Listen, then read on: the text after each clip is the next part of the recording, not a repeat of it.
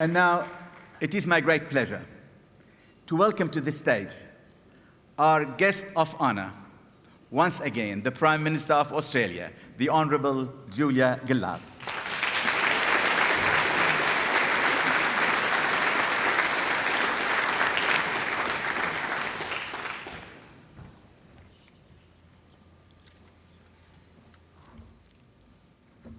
Thank you very much. I start by acknowledging the traditional owners of the land on which we meet, and in a spirit of reconciliation, pay my respects to elders past and present.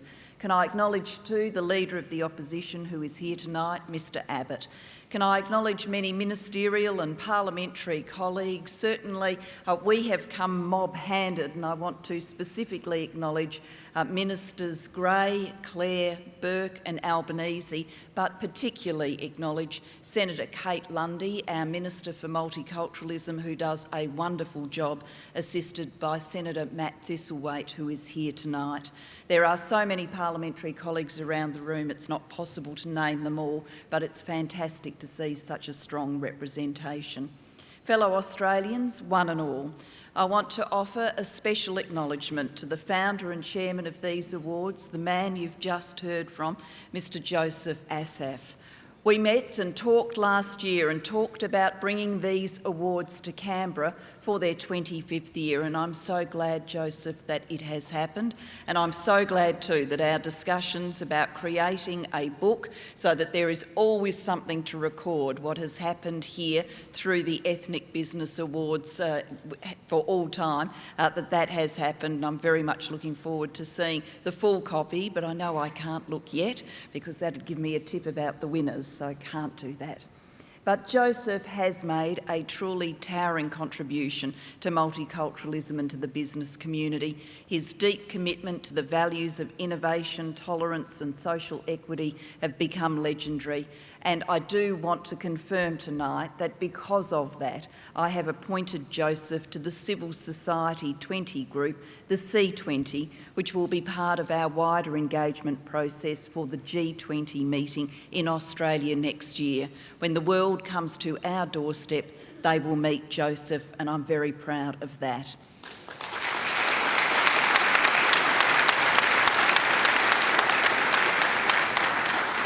And proud of it because, friends, multiculturalism is a success story, perhaps our greatest success story as a modern nation.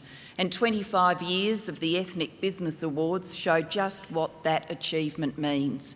For a quarter of a century, we've been celebrating men and women who have come to this country with their worldly goods in a suitcase, with hands ready for hard work and heads busy with ambitious dreams.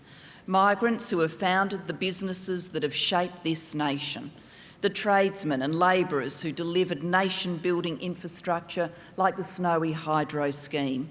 The family construction companies that built our cities, suburbs, street by street in the post-war boom years. The mum and dad entrepreneurs who gave us great and enduring family-owned businesses, from the corner shop to our iconic department stores and great shopping malls. The men and women who have become property moguls and giants of manufacturing, and the ones who have created the local jobs that have kept our towns and our regional economies humming. And now new generations of arrivals who are engaging the world at the outer frontiers of new technologies. Ethnic businesses have much to do with the prosperity, stability and strength of our economy.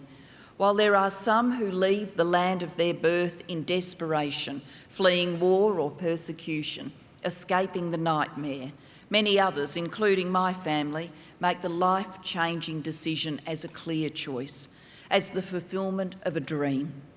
Friends, through human history, migration has to some extent selected the risk takers, the men and women who see opportunity and seize it, those who see a glass half full and have a plan for the other half, the very qualities so essential to business and entrepreneurism. 30% of small business owners operating in Australia today were born overseas. 6 of the top 10 Australian billionaires listed in BRW's Richest 200 list had a first or second generation migrant or refugee background. The spirit, energy and ingenuity of our ethnic businessmen and women are things that cannot be taught or bought. They come from within. But there are things government can do to make the first steps of a new migrant steadier. Things we can do as a generous and welcoming community, and which we have been doing for decades through programs like the successful Adult Migrant English program. But it is important that we also hold out a hand not just of welcome, but of help to the children of those who have newly arrived, the boys and girls who will design the cities of our tomorrow, manufacture the products of our future, dream up the innovations of the next century. But before they embark on those lives, they need a good education, and that means proficiency in English. Our schools already offer effective and intensive English language tuition, but I believe we can do more. That's why, as part of the government's National Plan for School Improvement, I'm determined to see greater resources go to students who speak languages other than English at home. About 100,000 girls and boys stand to benefit from this additional funding. It's an important investment in the lives and prospects of individual boys and girls at the time of a profound transition in their lives. I want to make sure that the new life we hold out to migrant children and their families is a life of genuine opportunity from the very start. Of course, if proficiency in English is crucial for those making new homes here, proficiency in languages other than English, particularly the languages of Asia, is becoming essential to our national economic interest. And I'll certainly understand it if people need to respond to that ringing parliamentary bell. The Asian century has dawned. The centre of world economic activity is moving closer. The share of world output generated within 10,000 kilometres of Australia's borders has doubled over the past half century. It now accounts for more than a third of all global output. This will rise to around half of all global output by 2030, the year a child born today will finish high school. I want that child and every child of that generation to have the chance to continuously study a priority Asian language throughout their years of schooling. Of course, the reality is that the example of multilingualism is already being set for us daily by members of the ethnic business community, men and women fluent in the languages of our current and future trading partners, and fluent too in the cultural nuances so crucial in a global marketplace. Our ethnic businessmen and women carried these skills with them when they came to Australia. Now they pass them on to their children and grandchildren, and it's an inheritance from which we all gain. Friends, we've come a long way from the days when we tended to think of ourselves as a melting pot headed towards the goal of assimilation. We no longer use that language, and we no longer seek the uniformity that it dictated. Migrants aren't forced to anglicise their names and disguise their backgrounds. We can be proudly Lebanese Australian, staunchly Greek Australian. We can observe Ramadan or Hanukkah or Vesak. We can trace our family trees, preserve our faiths, or profess no faith at all and feel safe in doing so. We can carry forward our ancestors' names, pass on our mother tongues. We can gather to mark Glendi or Diwali.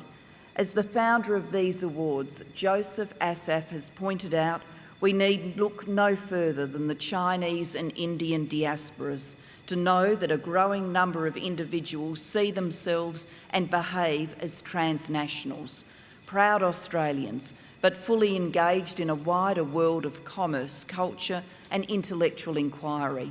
Australians, but with a special and precious entree to the world economy, with the cultural insights, the language skills and the contacts. Joseph gave a speech some years ago in which he remarked that on Christmas Day, 7 million phone calls were made from Australia. 7 million living connections to the world beyond our shores. That speech was delivered almost a decade ago. These days, I imagine, the living connection is increasingly made through Skype.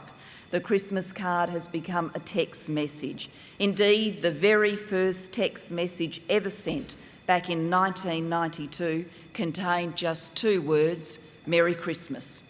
And if our social connections across the world are now increasingly via swipe screens and Facebook, business is increasingly conducted the same way, instantly, urgently, immediately. The tyranny of distance has become the tyranny of 24/7. It's a tyranny I suspect Joseph meets head-on with gusto. Most of you know his story, and it's a wonderful migrant story. The 22-year-old Lebanese migrant working in a factory and teaching himself English. In time, founder of the communications agency that he grew and nurtured so well, founder of these awards 25 years ago.